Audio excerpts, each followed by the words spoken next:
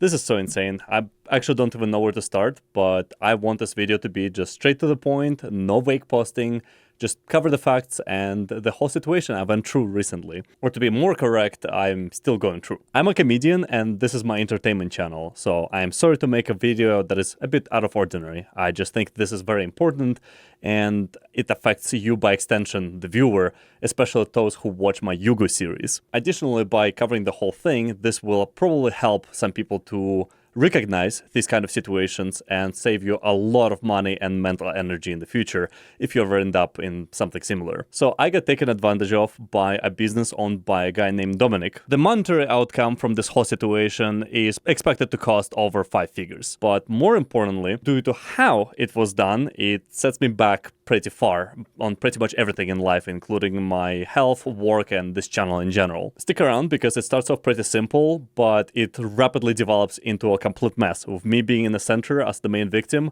of other people's actions. There are some links below if you want to help out, but I will cover that later. So this is mainly from my perspective, focusing on key points during the whole situation that has been developing for the past, I would say, a bit over half a year now. And I will try to use analogies for more technical stuff that may appear in this video, so it's a bit easier to follow. Quick context for new viewers though, I am a one-man team, meaning that pretty much everything that has to do with this channel, including recording and editing, is all done by me. 2 years ago, I would get occasional help with some of the car projects, but nowadays I do virtually everything myself, with occasional help for jobs that require 2 people to perform. And I'm really grateful to my friends for helping me out when I need it. When it comes to this channel, there's been 2 cars that get regularly featured in my videos, and that's the first Yugo and the one-of-a-kind in the world prototype Yugo. But it's no secret to many people that I work on a lot of cars, including my friends' cars and my own other projects. This situation is tied to the Yugos, but it's not about them specifically. It is about this car in particular, Nissan Skyline GTR. I'm not gonna bother you with the lore about this car, but all I gotta say is that you can't just go to a regular auto store and get parts for it. And you cannot just drop this car at an average car mechanic shop and expect them to work on it. They will likely decline it just like they would decline a Ferrari or some fancy Lamborghini, for example, for the sake of the point. I trusted this car to a guy named Dominic and his business, and it was meant to be a really simple job that would take days in labor time and could have been performed by me. There were 3 main reasons why I did this. One, and the most important reason, it would allow me to have more space in the garage so I can focus on working on the Yugo in meantime. Second reason being that the car would need to get tuned regardless after the job is done. So me having this car at a place that claims to know how to tune these cars would make it more convenient for everyone involved. And lastly, one of the annoying issues of the engine has 2 possible routes of resolving. Unfortunately, a reputable company that makes one of these solutions has been in the process of moving their inventory, making it unavailable temporarily, essentially leaving only one other option at the time. Dominic claimed that he will perform the fix using the third solution that I was not even familiar with, claiming that he has special equipment to do so. I suggested to go with the widely recognized solution for this problem, but he insisted that his solution is better. And he assured me that if his solution doesn't work out, then we're gonna go with my resolution instead. So I dropped off my car in September of last year, and the quote I received for the entire labor was on a higher end, but we agreed that I'm gonna pay 50% for the mechanical labor in advance, and the rest of it after the work is done. The invoice, in the words of Dom Tuned, was a generic invoice, sort of a template, but with accurate labor time invoiced on it. So like we would agree to certain things, like for example, I would give them my fuel pump to have it installed, and they would add the labor time that would require to install that pump to the invoice, but they would not explicitly say that it's for the fuel pump. It would be just under general labor, then like, you know, the first deposit and then the rest of the invoice, if that makes sense. In addition to 50% deposit up front for mechanical labor, I was also asked to pay about $400 for a very important part order, upgraded oil pump gear to be more specific. During the time the car was in Dominic's possession, I would get told that it's being worked on, and I would occasionally receive new invoices. Like they asked me $1,000 for a part because the one that I provided ended up being incompatible, to my surprise. And once again, if we exclude ordering the parts and waiting for their shipment and deliveries, the labor they're supposed to perform on the car would take very little time in a professional mechanic shop setting. Dom Tuned, however, would take forever, and they would not give clear answers or information on a lot of things whenever I would ask direct questions. I would have to follow up repeatedly on a lot of stuff. And a few months in, I get notified that they have damaged my car. They admitted fault and told me the repair for the damages will be fully covered once the car runs again, so they can bring it to a nearby body shop when it's, running. And I want to clarify that when I dropped off this car, it was in a running state. Some of you who had similar experiences can probably already see where this is going, but trust me, you want to stick around because it gets way worse than you probably expect. I figured I would clarify that during this whole situation, Dom Tuned would use my car to promote their business repeatedly. Like there are posts even after they admitted to damaging my car. Anyways, Dom Tuned would miss their expected deadlines repeatedly, like it's been over half a year by this point, and my car registration expiration date was coming up. And to renew the registration, the car needs to get smoke tested, for which you need to bring a working car to a smoke station, obviously. They missed their promised deadlines and expected dates repeatedly, but this deadline is from DMV specifically,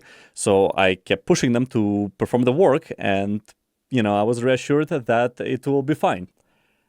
And days before the pickup date, as in the pickup date of a perfectly running car, I'm being informed that the machine shop has broken my camshaft in half because they tightened the bolts in the wrong order.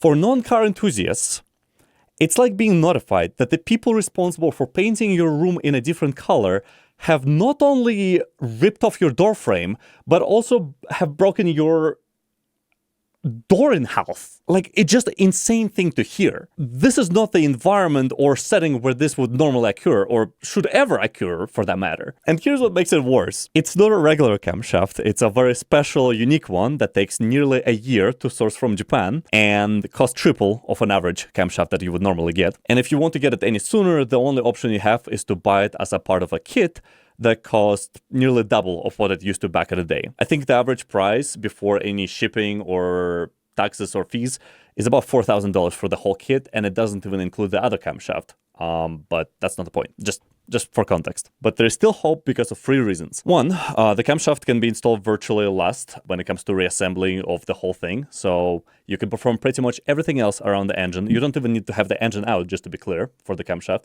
And then you can install the camshaft after everything else has been done. Number 2, with these circumstances in mind, a group of incredible, passionate Skyline enthusiasts have offered to provide us with this rare, hard-to-find camshaft just because they had a spare. And they wouldn't normally do this at all. It was just the circumstances and my relationship with those amazing guys. God bless them all. And third thing that gave us some hope is that I was able to have DMV extend the deadline for the registration by about 10 days. So our agreement with Dominic at that point was that the labor on the car will be performed as he's handling the camshaft shipment, which will be installed last once the rest of the labor is done in the meantime. So in other words, while the camshaft is on the way, they perform the remaining labor, install the camshaft, I'm good to go. Days go by, and I find out that not only none of the promised labor has been done, but Dominic would also not pay the guys with the camshaft when he was asked to do so, despite it being fully packaged and ready to ship. I was getting very suspicious of a lot of Dominic's actions, and that's how I found out a couple of things. One, Dominic used to own a different business in the past under the name of Flatline Motorsports that is accused in numerous reviews of scamming people, taking their money, taking forever to finish the car, causing damages to their cars, or taking money, not performing the labor, and then the car would get, new issues later on. Officially, the entity status is revoked. I also found somebody accusing Dom Tuned in being sued, implying that's likely the reason why they moved to a new address under a different name. As for Dominic himself, he was just criminally charged with battery.